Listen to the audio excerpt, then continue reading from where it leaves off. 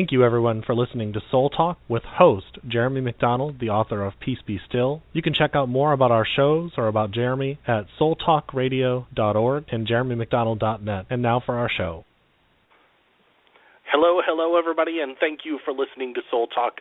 Pretty excited about the subject that's coming on tonight. The gentleman named is Scott, and I hope I don't mispronounce his name, Creighton, a fellow Scottishman, because my last name is McDonald. He is going to be talking about a great topic about the secret chamber of Osiris, and I'm looking forward to hearing about his many years of research in this subject, and of course, for all of us to learn something new from Scott. Just before we get started, I'm going to go ahead and give you his website, and I'll give it one more time throughout the show. It's www. And then Scott, SCOTT, and then CREIGHTON.co.uk.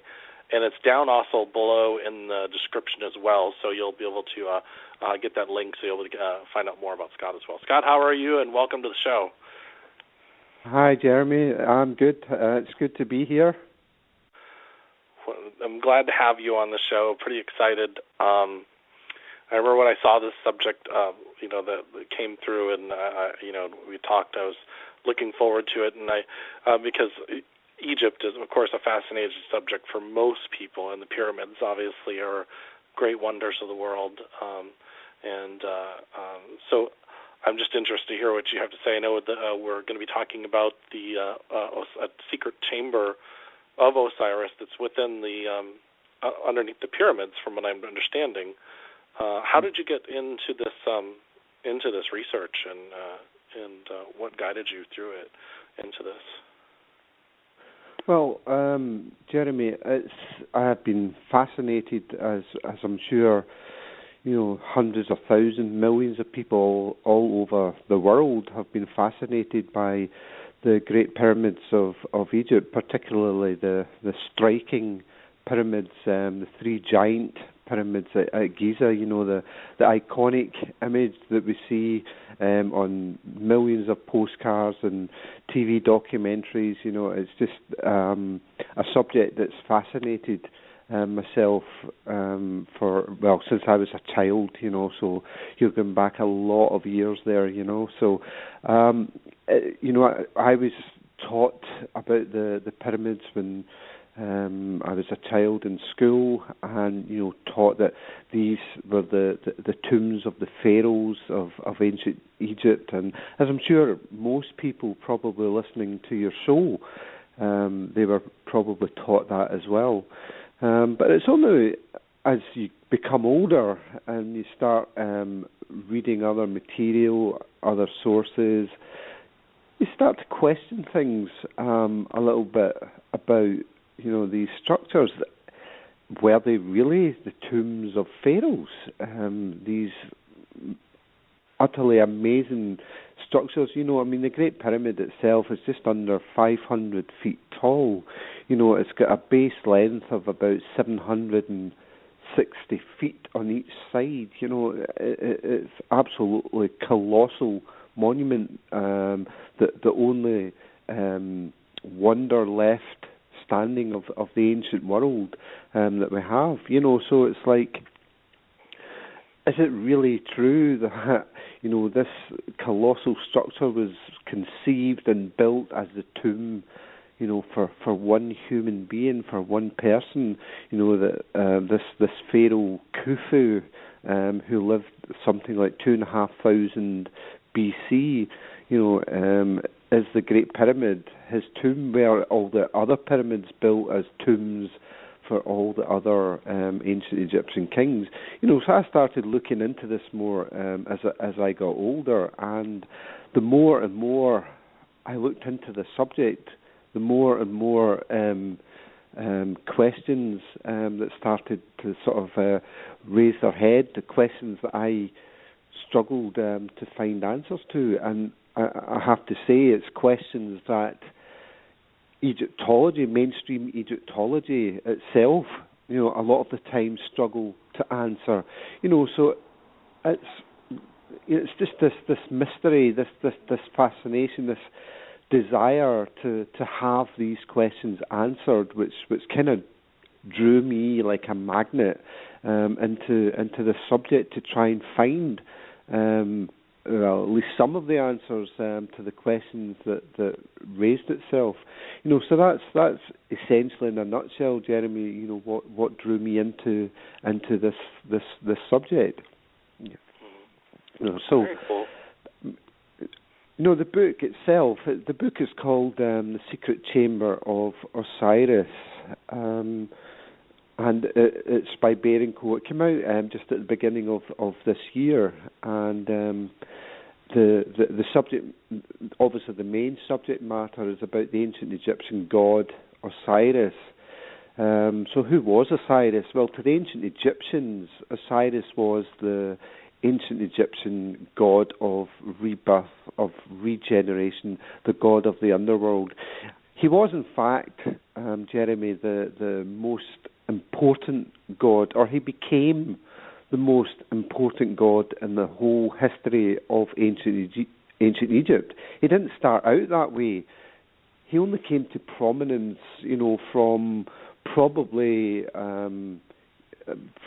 about the 10th dynasty in ancient Egypt, although he is mentioned in the 5th dynasty pyramid texts, which are among the oldest religious writings that we have anywhere in the world.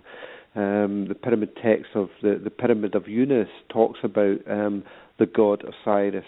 The interesting thing is, these pyramid texts, the Pyramid of Unas is the fifth dynasty, which is, long after the giant pyramids were built.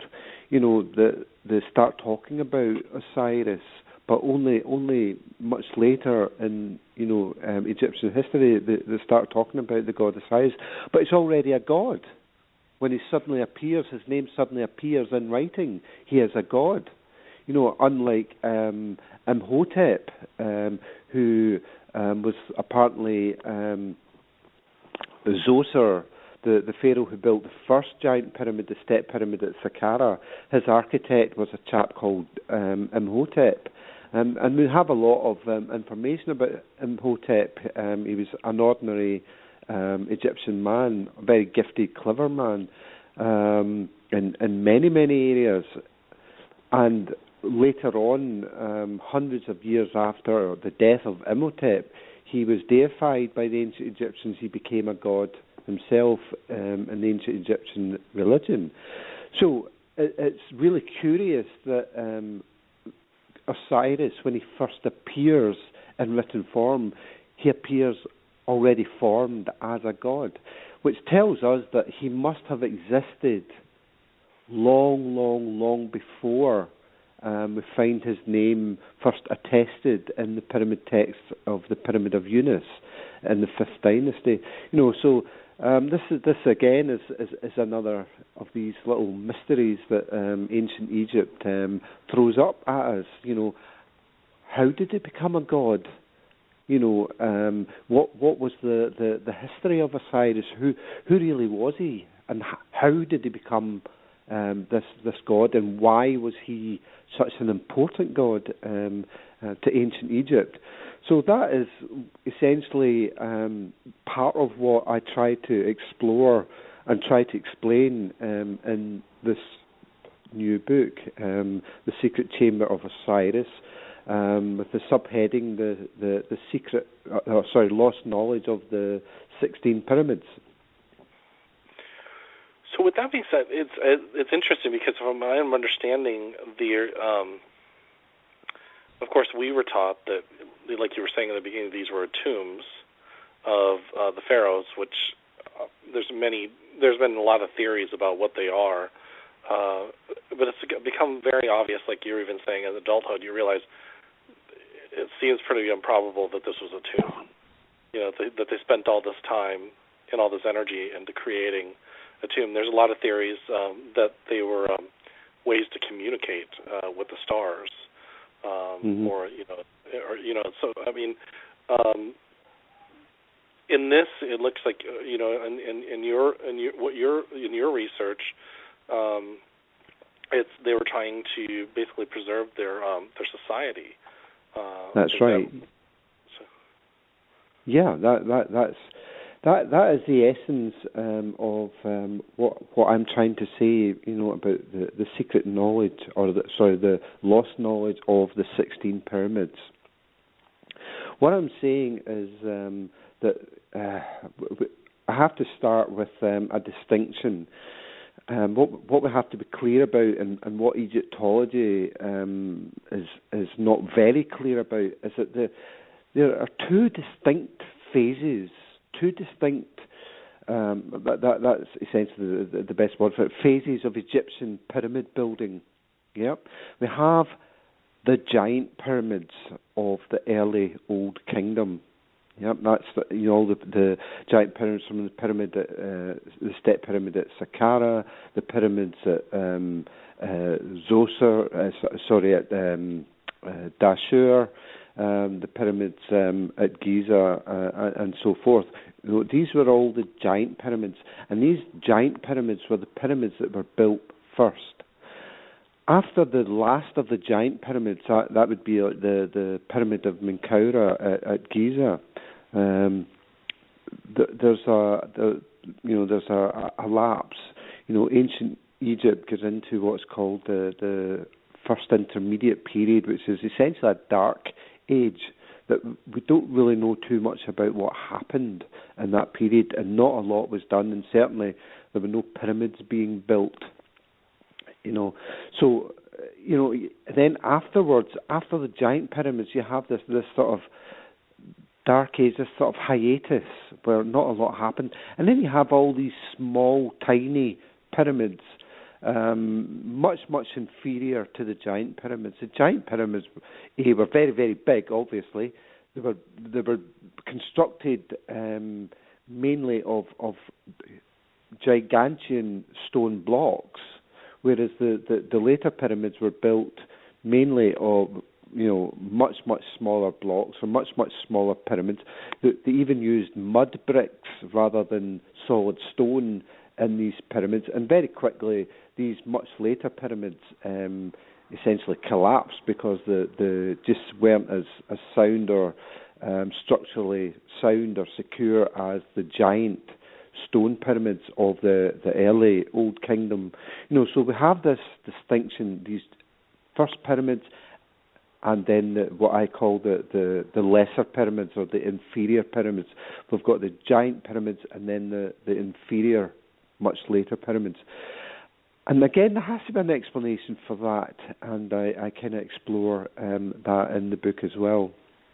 What we find is that an ancient Egyptian myth, excuse me, I've got this major head cold going on at the moment, Jeremy, so forgive me if I cough and splutter a little bit here.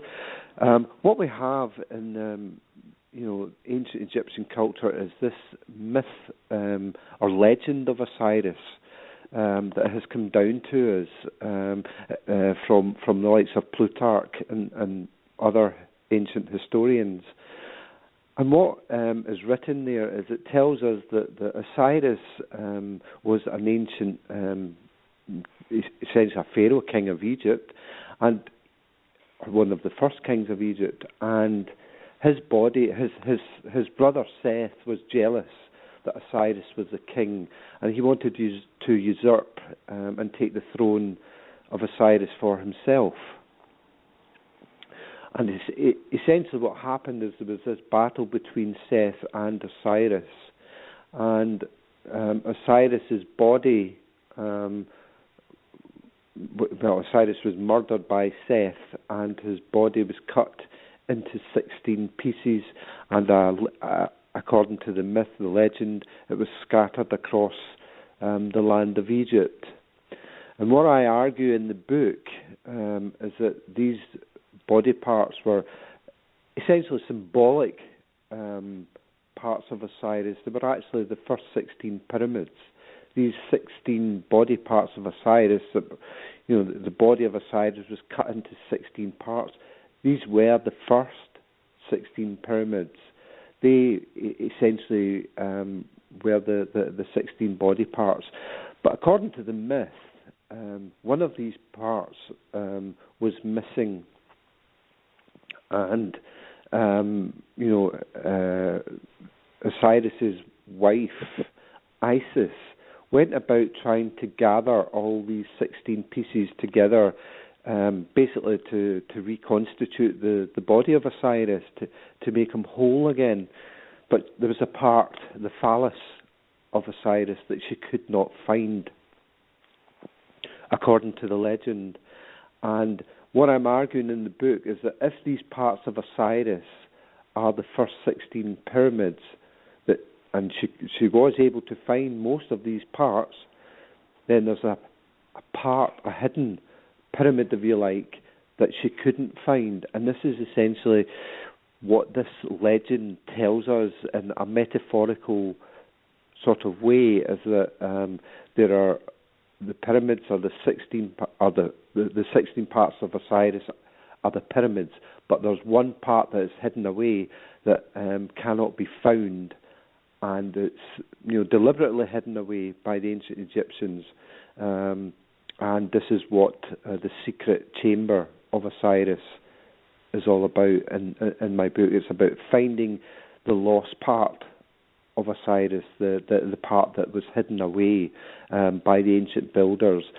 Because what I argue in the book, and again, if you look at the myths that come down to us from ancient times that have been preserved by the ancient Arab culture, the ancient Arabs in medieval times preserved all manner of ancient works from, like, Socrates and Plato and so forth and so on, so that when Europe was in the Dark Ages and coming into the Enlightenment again, all these, or the Renaissance, these ancient texts actually came back to us from the Arab world, because when we were in the Dark Ages, all these enlightened texts were preserved by the Arab world. And some of these texts that the Arab world protected from ancient times were the ancient Egyptian myths and legends, not just the Greek myths and legends.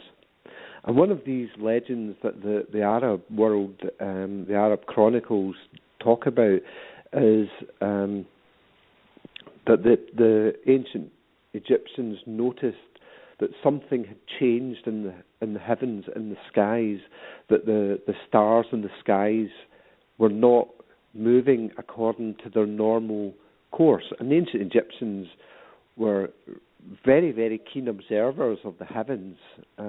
It's something that they're renowned for. And they noticed something in the skies that was different. And the king, King Saurid, assembled all his astronomer priests in the kingdom and asked them, what does this mean? What does this portend for the kingdom of Egypt? And the astronomer priests discussed this among themselves, and they explained to the king, it means that in 300 years' time from now, there will be a great deluge, and that will be followed by a great conflagration, fire, a drought. So there will be a great deluge, a flood, followed by a terrible drought.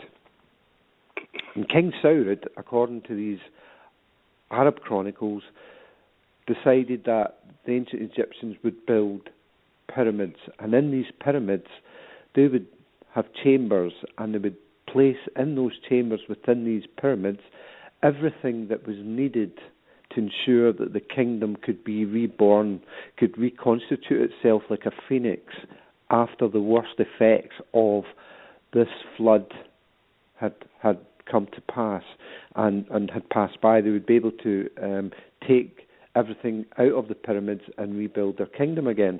So this is what these ancient Arab texts, or ancient Egyptian texts preserved by the Arab chroniclers tell us. And it's not something you readily hear about in the standard textbooks. You really do have to kind of go digging about a bit to kind of find this other alternative information. But this isn't something that I'm saying. This is something that, according to the Arab chroniclers, the ancient Egyptians said themselves, that this is the reason why they built their first pyramids. So when you talk about these, are we talking about the Giza pyramids, or are we talking about... Yeah, we're talking about the first 16 pyramids. Yeah. Okay.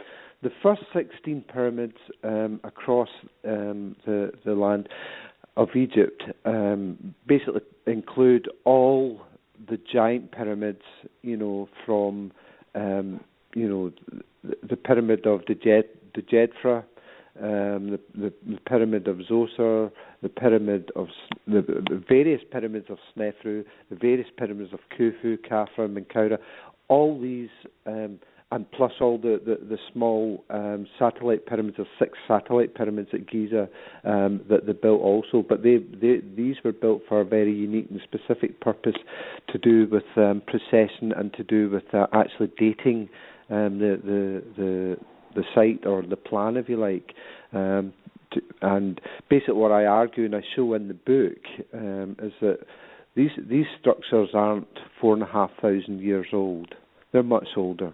Much older. They're not even.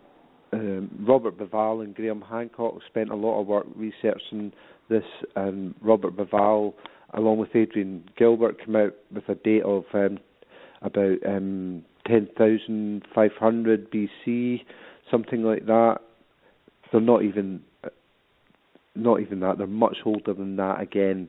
The research that I've done show that these pyramids, these first 16 pyramids, are probably about 19,000 years old.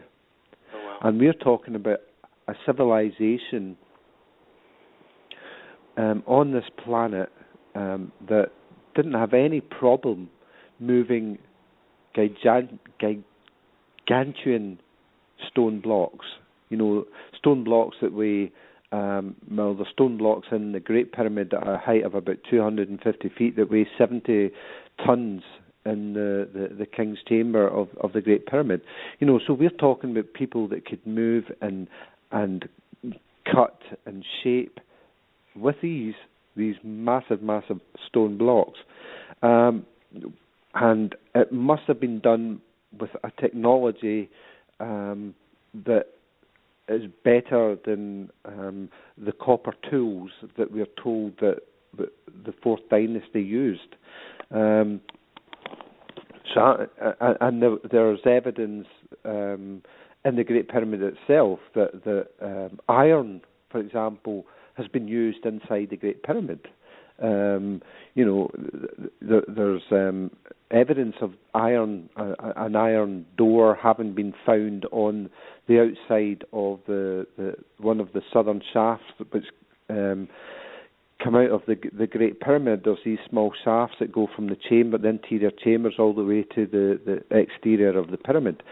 They're only about 8 inches square, these shafts, but they go all the way to the exterior of the pyramid. And there's a small iron door at the end of these shafts, made of iron, not made of copper. So we're talking about, a civilization that actually was making iron before the Fourth Dynasty of ancient Egypt. And most of these iron tools, if they're talking about 19,000 years, they'll have all rusted away and vanished now. That's why we're not finding them. But the point I'm making here is that to cut and shape granite blocks to the precision and the level and the sheer engineering expertise that the ancient Egyptians have done using just chisel is not, to my mind, a feasible task at all.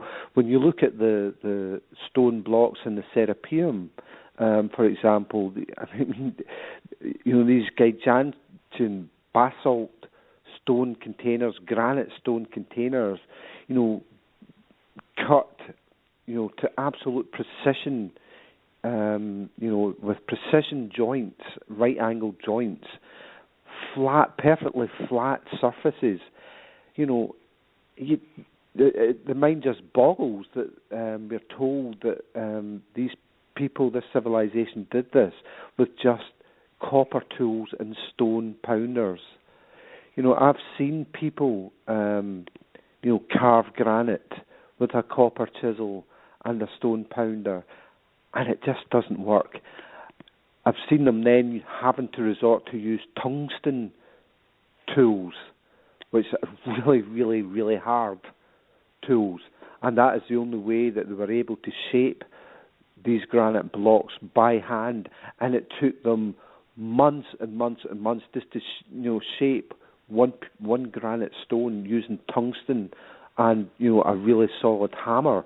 So for us to believe that the ancient Egyptians could have done this with just copper tools, just to my mind, it just beggars belief. So I am of the opinion that it must have been a much earlier civilization of the Egyptian civilization that had better tools than the Fourth Dynasty, but that knowledge, that civilization basically went into a serious decline, and that knowledge and that civilization became forgotten. This is something that the author, international best-selling author Graham Hancock, has been arguing for decades now, that there is this lost chapter in the human story, which, as Graham defines it, we're a species with amnesia.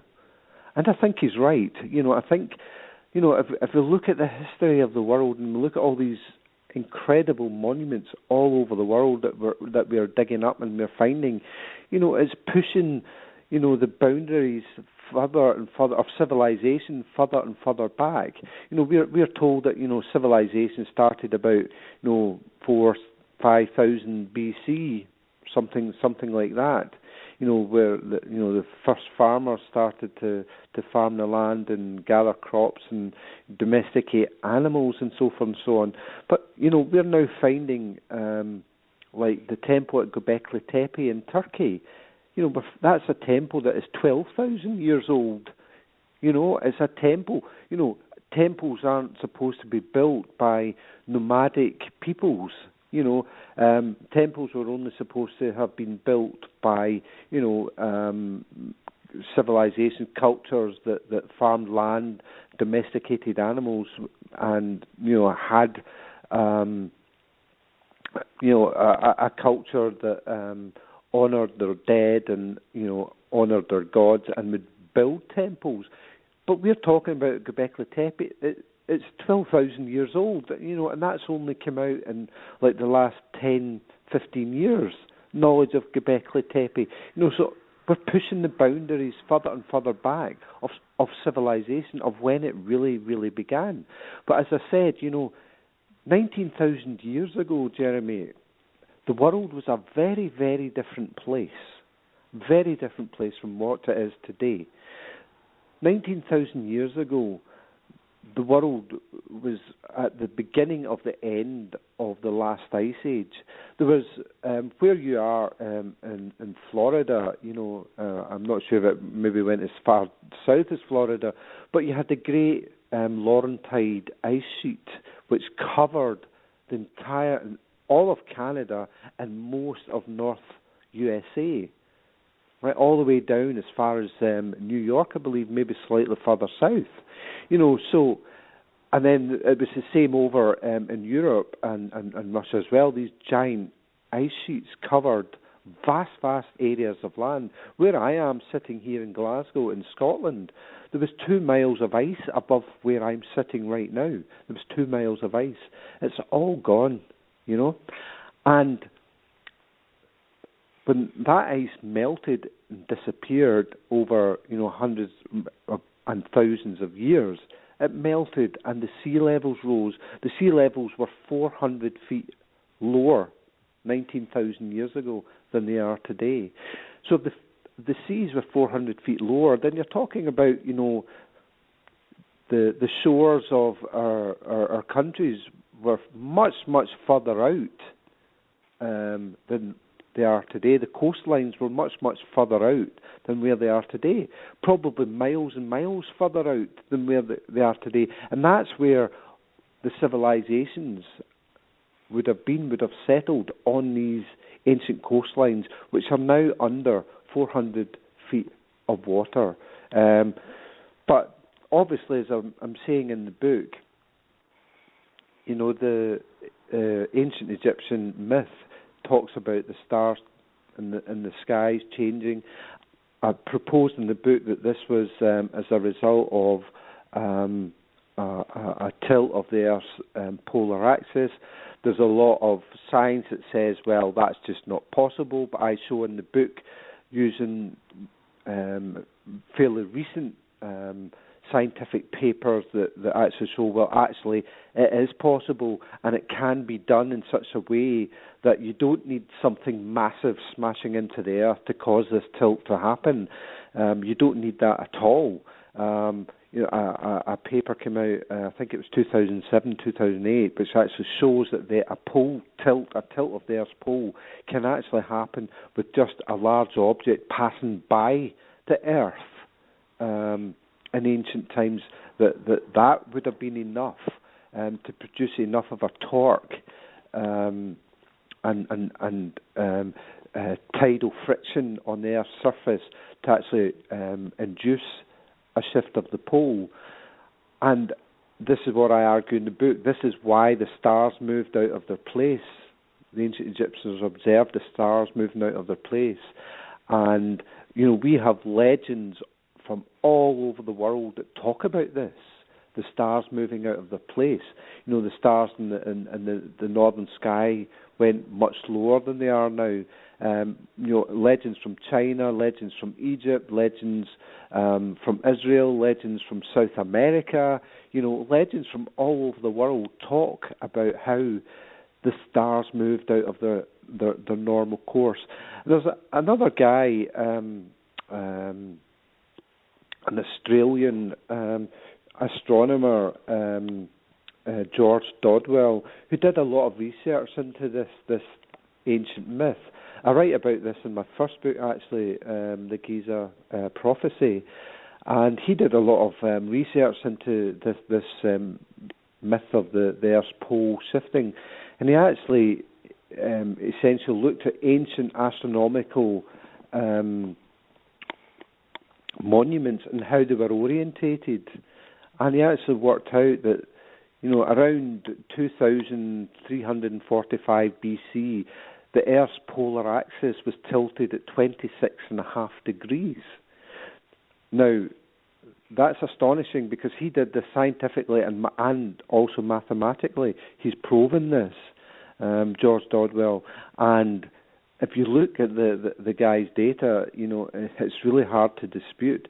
But the problem with it is, according to our modern scientific models, the Newcomb theory is that the Earth's axis will only oscillate between 22.5 and 24.5 degrees over something like 40,000 years.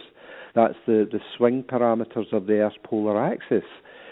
But George Dodwell has shown mathematically and scientifically and using ancient monument alignments that the Earth's axis was actually 26.5 degrees about 2,500 years ago, which just totally breaks and calls into question the whole theory relating to the Earth's tilt. And another interesting thing about this tilt is that these shafts I was talking about in the Great Pyramid, there are 4 of them, and they're offset by each. Two of them come out the south side of the pyramid, and 2 of them come out at the north side of the pyramid, and they are offset. Both sets of shafts are offset from each other by about 6 degrees. And what I argue in the book is that the Great Pyramid is the terrestrial partner of the star Al-Nitak. Its stellar companion is the star Al-Nitak in Orion's belt, and the shafts point to that star of the Great Pyramid. The shafts of the Great Pyramid point to its stellar companion, the star Al-Nitak, in Orion's belt. But what it's shown you, what the 2 shafts are showing you, Robert Bauval in his theory argues that the southern shaft points to the star Sirius, and the other one points to the belt star. But what I'm arguing is that no, what it's showing you is how the star Al-Nitak shifted 6 degrees, and shifted 6 degrees very rapidly.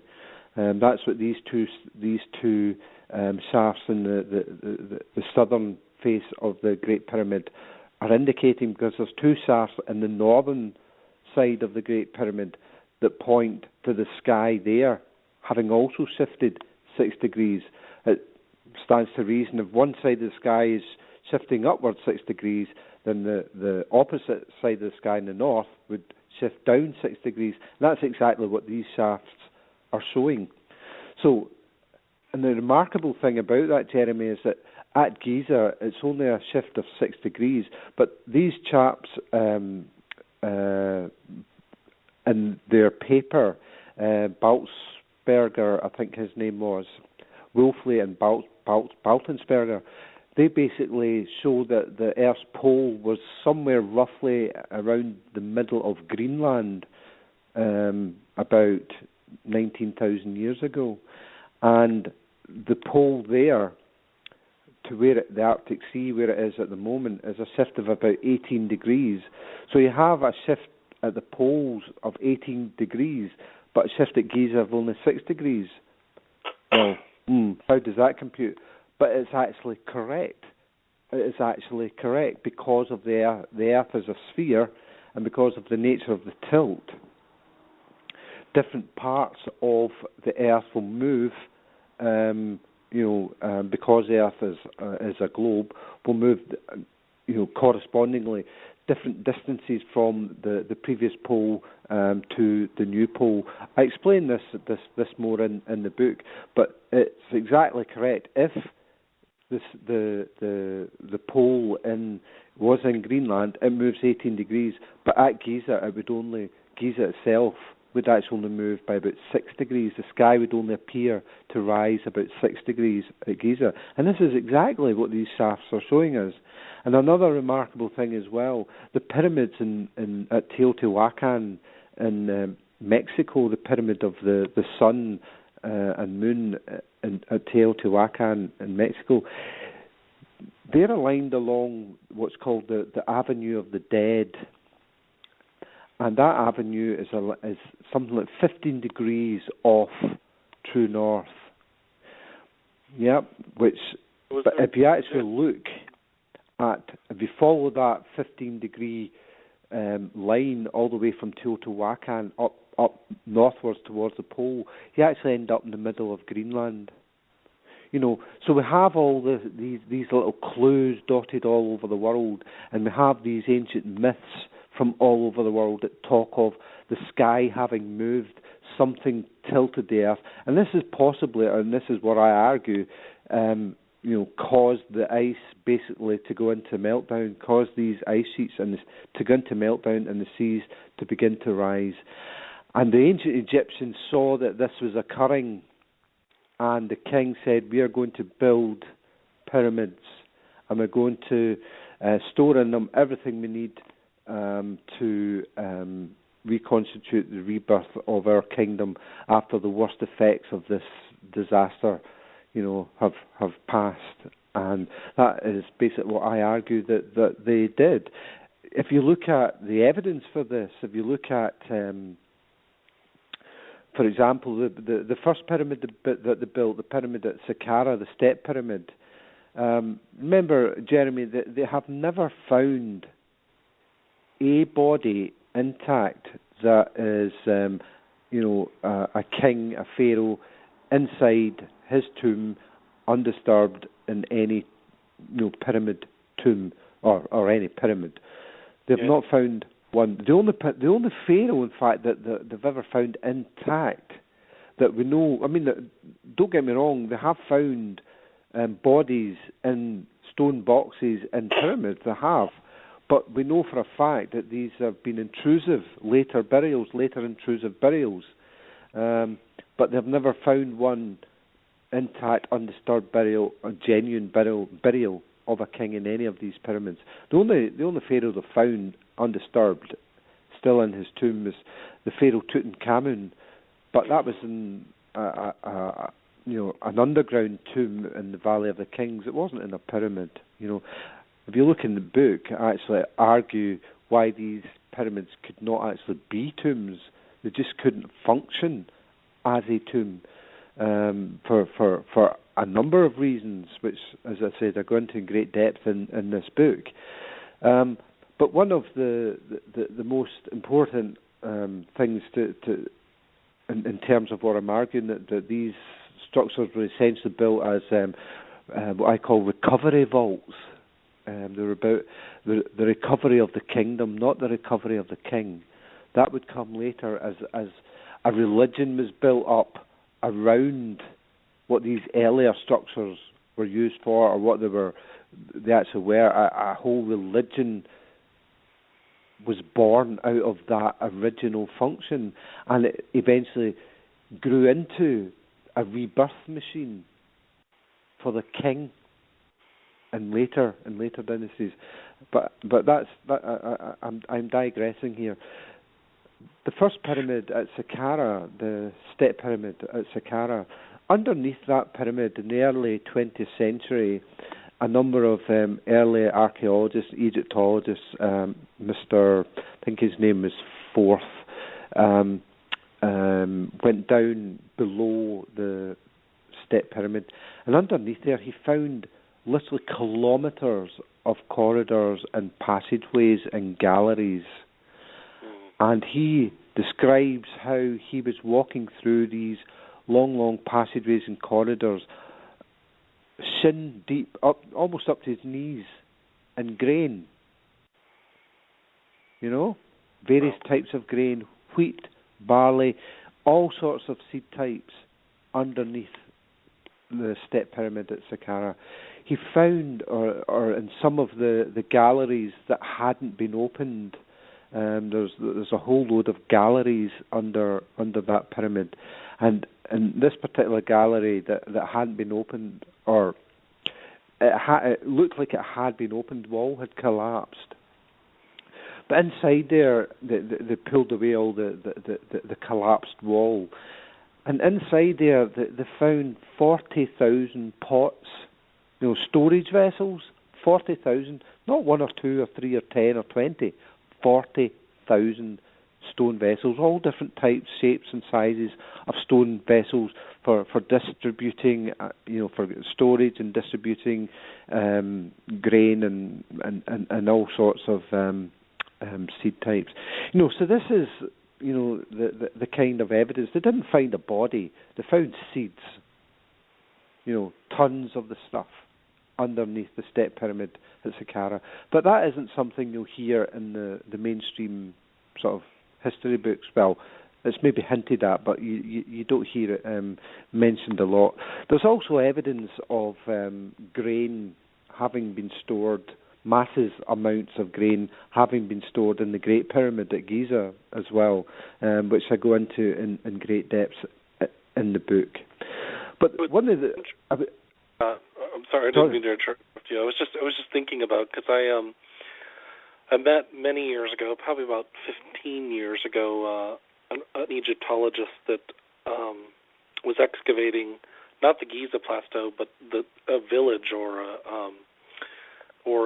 something that was next to the Giza plateau, and he had actually thought that these were it was a village of maybe the people that were building the pyramid at the time. Mark Lenner is a gentleman I met 15 years ago, and it's interesting too, because the story of the Sphinx we know is a lot older than what they say the pyramids are. But now you're saying you're bringing this new information forward about being 19,000, the pyramids being 19,000 years.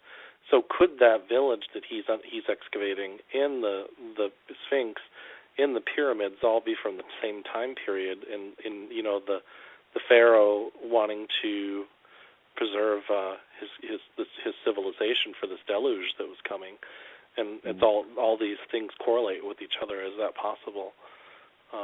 Well, I've heard of this work that Dr. Zahi Hawass and Dr. Lenner were doing. The village of the pyramid builders, I think, is what they call it. But there's a couple of caveats I would put in there. We have a thing called the inventory stela, And the inventory stela was discovered, I think, to the north of the Great Pyramid, round about that area, by I think it's Maspero, I think,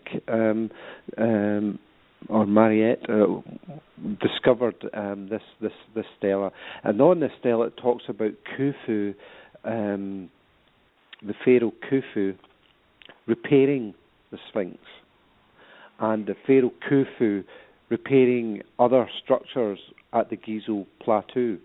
Now, it doesn't specifically say the Great Pyramid, but it does talk about him building a pyramid for his daughter. But it talks about Khufu making repairs to various structures on the Giza plateau. Now, how could Khufu be doing that if these structures apparently were already were not even there? The Sphinx was supposed to have been built, according to conventional Egyptology, by Khufu's son Khafra. So that doesn't make sense. It doesn't add up. But it talks in the inventory stela that these structures were already ancient in Khufu's time. And what I believe, if you actually look at the evidence, if you look at the Pyramid of Meidum, it's not much talked about, the Pyramid of Meidum, but it's one of the first 16 pyramids that the ancient Egyptians built. That's a very, very interesting pyramid because it's a step pyramid, but it was at one time what is called a true pyramid with nice even slopes on four sides. But the core of that pyramid is a step pyramid, just like the step pyramid at Saqqara. But it was converted by Snefru into a smooth-sided true pyramid.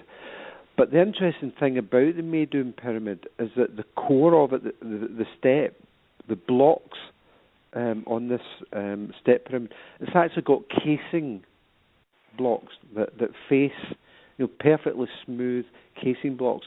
You know how, like, the Great Pyramid has got what we call internal core blocks, and then the core blocks were covered by a layer of pure white Tura limestone casing blocks, these perfectly smooth, almost like marble. Well, that's what you find at the Pyramid of Meidum. It has these perfectly smooth casing stones on a step pyramid. These are the finishing stones. Yeah? This is what the casing stones were for. These were the finishing stones. So what you have at Meidum is a step pyramid that has been finished as a step pyramid with these smooth casing stones on the step pyramid. But then you have all this rubble around the base of this pyramid, where apparently, so the story goes, that Snefru apparently had built this, step, or built it as a step pyramid, but then converted it later into a true pyramid. But he didn't do too good a job, and it all fell down. But what you actually find, if you look at the Meidum pyramid, Jeremy, is you've got two distinct builders at that site. You've got, because what the original builders did is they built a step pyramid and finished it with casing stones, and they built it on a solid rock foundation. Snefru's conversion, Snefru, who's Khufu's father, Snefru, he built his conversion, he converted that into a true smooth-sided pyramid, and it all fell down because he built it on sand. He didn't build it, his conversion, on solid rock. So you've got right there, contradictions. Somebody that knows how to build a pyramid and make it solid and secure, and then someone who comes along much later and builds it on sand that doesn't really know what they're doing. That's what you've got at Meidum. So what I'm arguing in the book is that probably the first pyramids may all have been step pyramids. Yeah?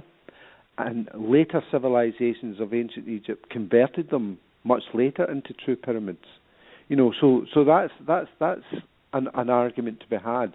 So we don't actually know if the what Zahi Hawass and Dr. Lehner call the village of the pyramid builders is actually the pyramid builders of the original pyramids, or they were basically repairing, a much, much older structure.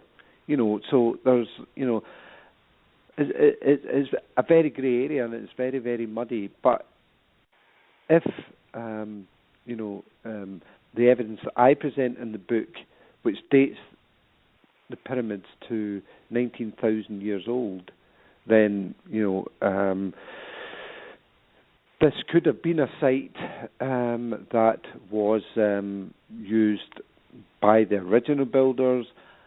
It may also have been used by, builders who came much, much later. What I say is we have to keep digging, and into the earth. We have to keep going down till we get to the layers of, the original builders. But it seems like, we're only digging so far and finding, Fourth Dynasty. But the work of an American Egyptologist, Dr. Sarah Partak, she uses satellite infrared imaging scanning technology, and she's done this amazing research which shows, like, all over Egypt there's this hidden underground civilization below the sands in Egypt, all over Egypt. We just have to keep digging. There's a lot more to be discovered in Egypt. But one of the things I'm saying, the connection between the pyramids, these first 16 pyramids became, in time, they didn't start off as the body of Osiris. What I'm saying in the book is that Osiris may simply have been, the guy in charge of the project, to have this recovery system built. He may have been the Minister of Agriculture, for want of a bit, the ancient equivalent of the Minister of Agriculture. His job was, to ensure that all these recovery vaults were stored with the best grains from all over Egypt. Because the thing about Osiris in later times is that he is associated with grain. The pyramid texts tell us Osiris is the grain, but they also tell us Osiris is the pyramid. So these are clues from the ancient Egyptians themselves.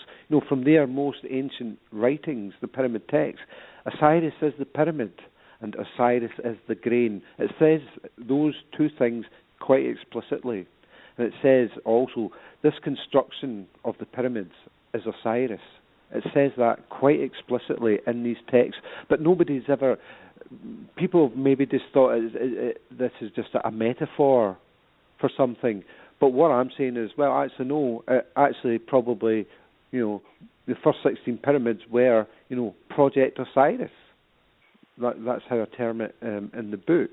Because the other curious thing is, Jeremy, if you take these first 16 pyramids, or the giant pyramids, not so much the small satellite pyramids at Giza, but if you take the giant pyramids, the first 16 pyramids, and you plot them onto a map of Egypt.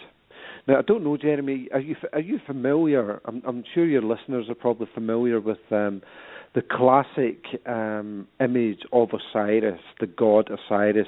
You see him standing there in sort of repose, sideways on. He has the crook and flail, the royal regalia of the crook and flail crossed over his arms. He has the very distinctive three-pronged Atif crown on his head.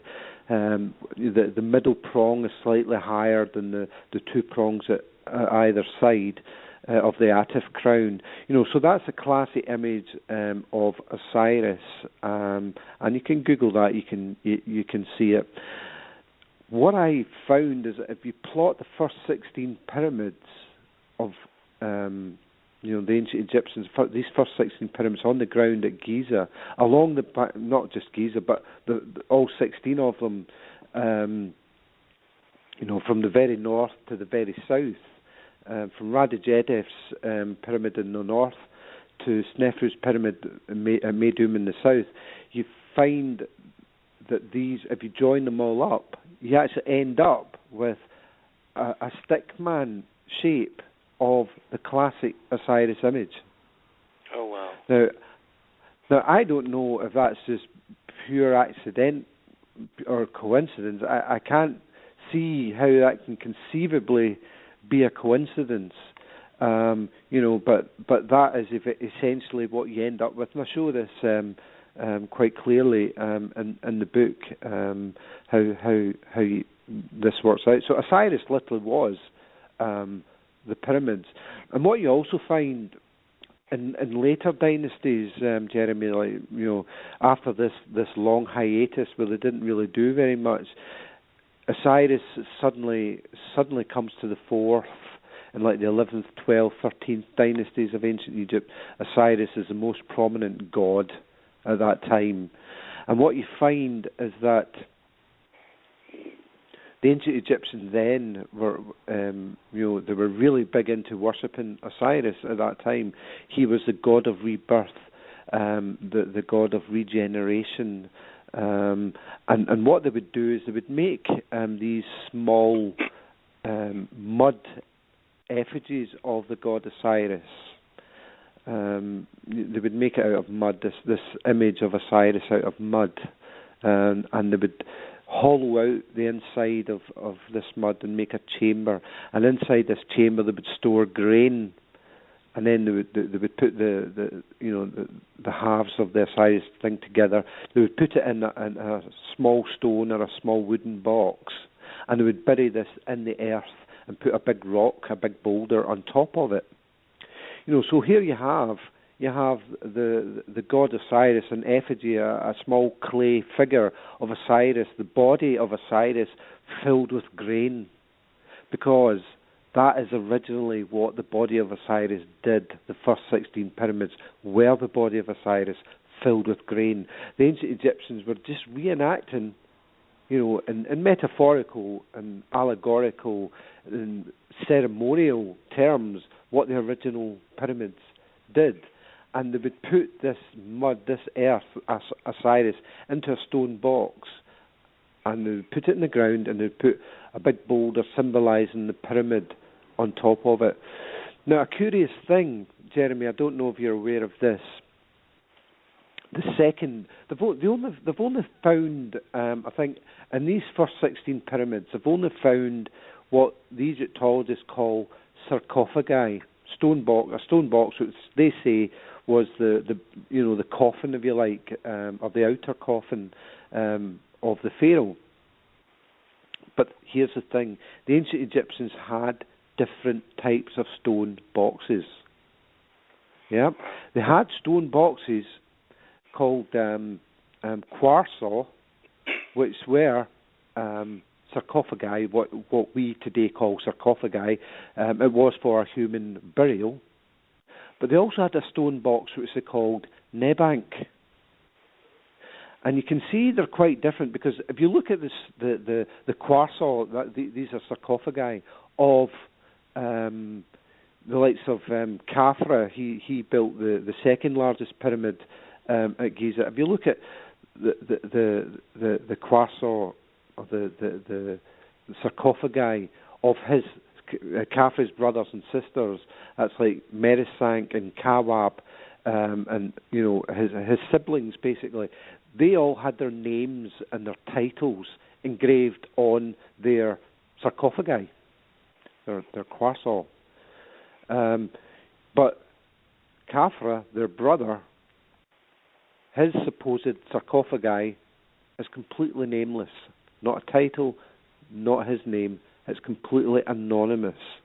That's not a quartzo or a sarcophagi. That's a nebank.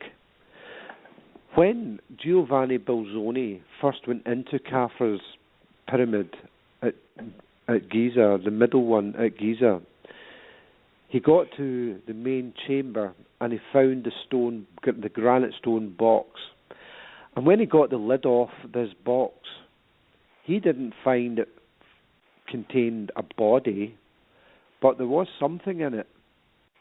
And what Giovanni Bolzoni found inside that stone box, when he got the lid off it, it was filled with earth and stones. Yeah?